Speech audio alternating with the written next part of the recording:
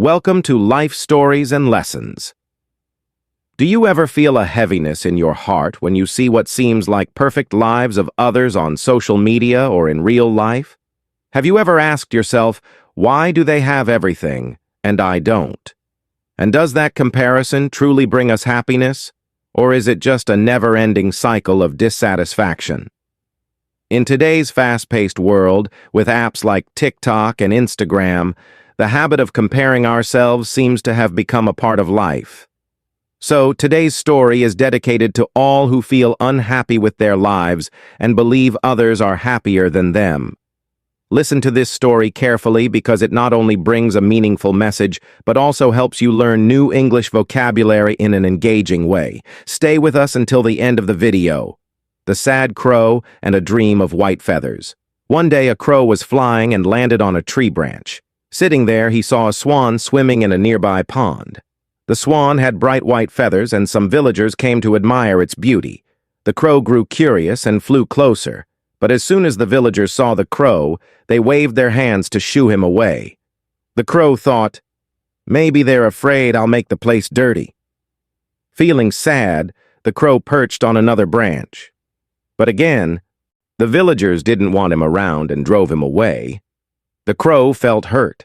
He saw how people loved the swan for its beautiful feathers, but no one liked him. With a heavy heart, the crow left the village and flew deep into a forest.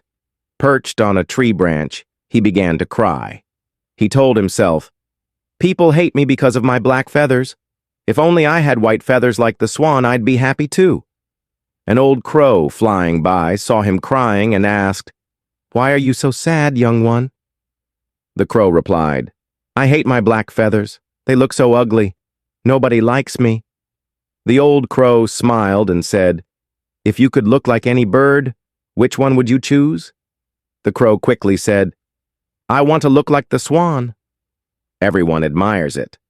The old crow said, "There's a magical spring deep in the forest. If you bathe in its water with a pure heart, you can change how you look. But before that, why don't you ask the swan if it's truly happy?" A journey for happiness and a painful truth. The crow agreed and flew back to the pond. He went to the swan and asked, "Dear swan, you must be the happiest bird in the village. Your white feathers are so beautiful and everyone loves you. Are you happy?" The swan looked down and said, "Thank you for your kind words. My feathers may be beautiful, but I am not happy. People keep me as a pet, and I cannot live freely. When I grow old, they might even use me for my meat. I don't know if I'll still be alive tomorrow." The crow was shocked. "Then who do you think is the happiest bird?" The swan replied, "I think parrots are the happiest. Their colorful feathers are more beautiful than my white ones, and people don't eat them." The crow thanked the swan and flew off to find a parrot. After searching for some time, he found one sitting on a branch. The crow said, "Dear parrot, your colorful feathers are so lovely. You must be the happiest bird." The parrot sighed and said, "My feathers are pretty, but because of them, people put me in cages. I spend my life locked up and I'm always scared." The crow felt even sadder. He asked, "So, who do you think is the happiest bird?" The parrot replied, "The peacock must be the happiest bird.